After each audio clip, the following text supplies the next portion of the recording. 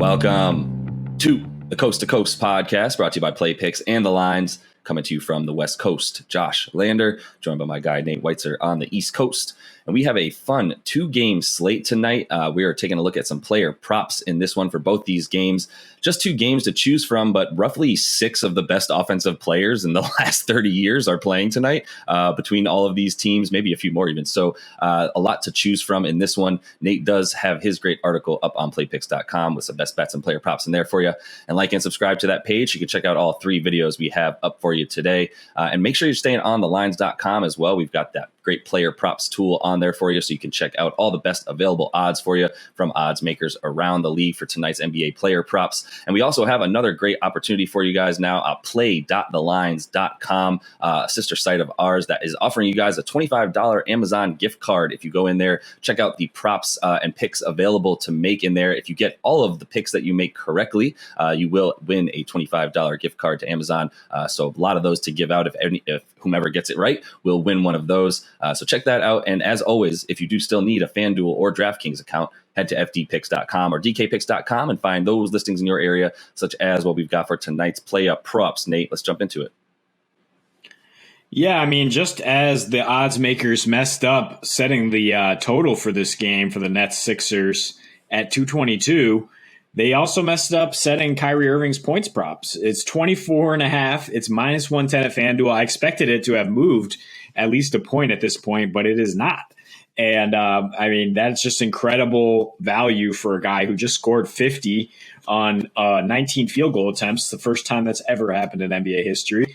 Obviously, Kyrie is fresh at this point in the season. He's only played 17 games. Kevin Durant more than willing to let him do the scoring, and because KD has to do so much else on defense, rebounding, and setting guys up. And Kyrie's job is basically just to score.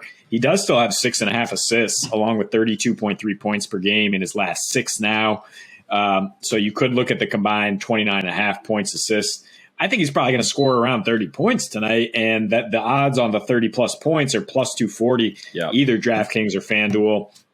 If you want to go big for Irving, I mean, he doesn't usually get 6 rebounds, but 30 points and 6 rebounds and 6 assists is plus 1,400 at DraftKings. Definitely possible if this game goes down to the wire, goes to overtime, if it has that kind of playoff atmosphere. Look, he doesn't have any trouble scoring against the Sixers defense, even when they were a better defensive team last year. 37 points on 13 for 22 field goal shooting in his last road game at Philly. So it's just pretty simple to me. You take Kyrie, you expect him to score a lot and Joel Embiid to score a lot on the other end. Yeah, pretty simple. I mean, you can also look at some fun stuff on DK mentioned in the game video. Make sure you do check out DraftKings for all of these player specials that are available. I really like, either Kyrie and Embiid to get 30 each, KD and Embiid to get 30 each is also about plus 210 on your money. I also really, really like, I talked about this in the video, Kyrie to get 3 made threes, Tyrese Maxey to have 3 made threes, and you're talking about plus 500 on your money. I do think that there's going to be plenty of scoring from everybody named Tyrese Maxey, Embiid, Harden, KD, or Irving, which is not a huge stretch to say, but I think that's where you're looking for points tonight. The stars will be out, and I think the points will be up. So find out whichever ones you like there. There's a ton of way to get extra juice on DraftKings with those player specials. And keep it in this game to moving on to Embiid, the other guy that we're definitely going to have to take in this one. Wanted to take him against Chicago. Chicago was a little bit better against defending centers than guards, yet Embiid was one who went off in that one. This one is another one where he's expected to actually go off even more, I would say, because of how bad that Brooklyn has been, obviously defending down low with, Nick Claxton. Now they're a lot better, obviously, with Andre Drummond, but I mentioned I do like Embiid to sort of big brother Drummond in this one after probably dominating him in practice every day. We're looking at his points and rebounds. They sit at 44.5. That's minus 102 at FanDuel. I also really like the points which is slightly worse juice on your money at minus 110, but 31.5 points for him is the total there. I like that over as well for him. I think, if you like him to get around 35 points as well, even now, if you take that at DraftKings, you're talking about another plus 210 on your money, even way better odds for him to just score 3 more points than what his prop is at. A double-double and a win, another good one, minus 102. I do think we like Philly to win tonight. If you wanted to take some player performance doubles for Embiid, I would look at a Philly 76er for those player performance doubles before I would for the Brooklyn Nets in any way. But in 2 versus Brooklyn this year, he's averaging 33 points per game, shooting 51.5% from the field. He's probably got those numbers against a bunch of other teams as well, but he does definitely dominate them hugely. And then you look at what it's been like for him with Harden since he came in the 3 times they played at home together.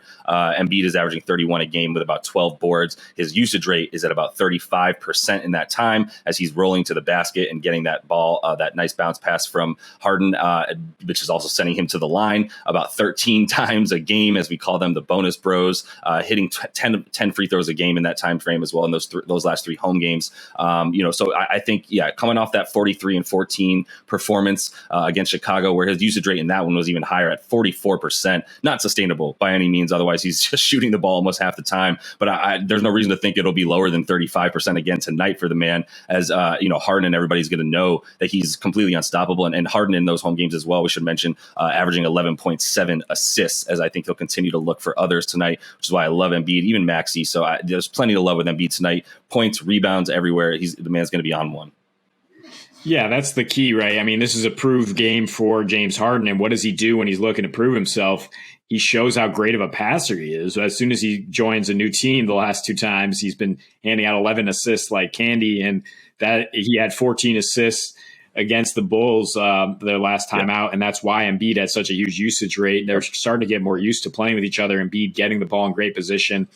And I forgot about Andre Drummond, that you mentioned him now, that he's supposed to go out there and guard Embiid. Well, Embiid absolutely owned him when he was in Detroit, their first few meetings. And then he kind of cooled off in terms of usage, didn't necessarily have a usage rate much more over 30% the last 3 or 4 times against him. But in a big-time game like this, I expect he'll be calling for the ball. He'll be taking it right to Drummond, who probably can't defend it without fouling. So points and rebounds, like it both against the Nets team that still struggles to stop down low, even with Drummond.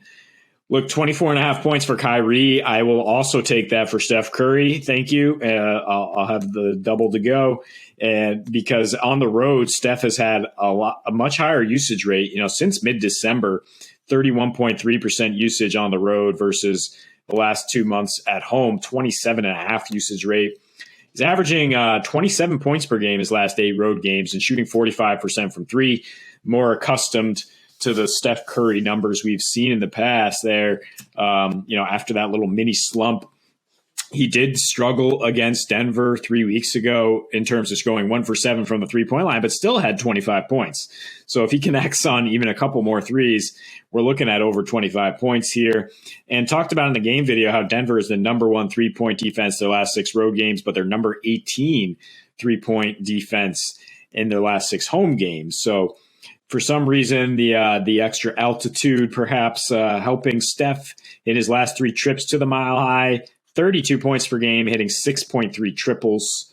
So I think he will be able to get over this total here in a game that we expect to have plenty of offense. Yeah, I mean, in this one, Steph's 3-point total is also at about 3.5. It only gets you minus 140 on your money at FanDuel. But his last 3 trips to Denver, we're talking about 6 made threes. So I think there's even the opportunity to get him at 5 made threes if you like it, and get that up to about plus 186 on your money for Steph to hit 5 of them. I think all those things are good tonight. Steph, he's been coming along. It's still the worst shooting, season of his career. I know that most, if not all, shooters in the history of the NBA would give their left thumb to be able to shoot 38% from three, which is his worst ever. But at any rate, he's definitely still picking that back up and getting those points back up closer to 30 a game, as you mentioned. So I think, 24.5 is still very low for him.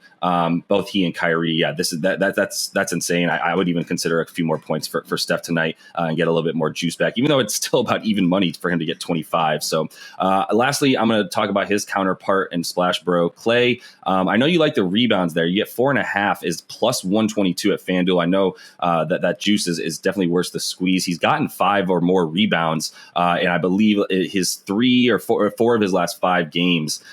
So there's something there to like, but I also really like the points. I mean, another opportunity for made threes for him, 2.5. Super low for Klay to hit 3. I mean, you're still only getting back minus 110, but it's not that bad for him to hit 3, which, look, I mean, since he's come back, this season, he's averaging about 2.8 made threes a game on about 8 attempts. So, I mean, we're basically at the 3 made threes a game mark. I mean, he's shooting the ball, I just said 8 times from 3, 18 times a game. I mean, the last game against the Clips when he scored 20, he shot the ball 23 times. So his percentages aren't that great yet. He's still definitely getting back into the swing of things. But I think, you mentioned Denver's defense being a bit worse as in their last 7, allowing a lot more rebounds, allowing a lot more points, especially to small forwards, which we can consider Klay at this point with the way that he plays on the wing. No Willie Barton tonight. Gotta love the ability for him to be able to score. No Jeff Green as well. Another nice stopper all over the wing and slightly down low for them. So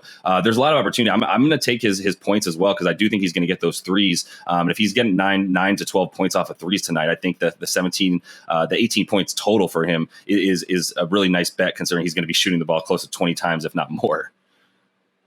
Yeah, no, I like the rebounds just because of Denver's pace recently. And you see that in manifest in terms of the production from wings. Small forwards getting the 5th most rebounds per game in their last 7 and the 6th most points per game. And Will Barton out tonight, Bones Highland and Jeff Green out tonight. A little more opportunity for him to get those boards. And I really just like the plus odds there. But I think, your safest bet is the 3 threes. Even though he hasn't gotten there in 3 straight games, he's still hoisting at a very high rate and is not shy at all about getting his shots up. So, again, we mentioned the home road splits for Denver. Good opportunity to hit some threes here in Denver tonight. Yeah, and we like the points in this one too. It's gotten a little bit higher, but we do expect a decent amount of points and not to have too slow of a choppy game like Golden State was playing earlier in the season. So that is all the time we have for you in this one. Make sure you are liked and subscribed to that page. Check out all 3 videos we have for you on this fun 2-game Thursday night slate. And until we see you next, happy betting.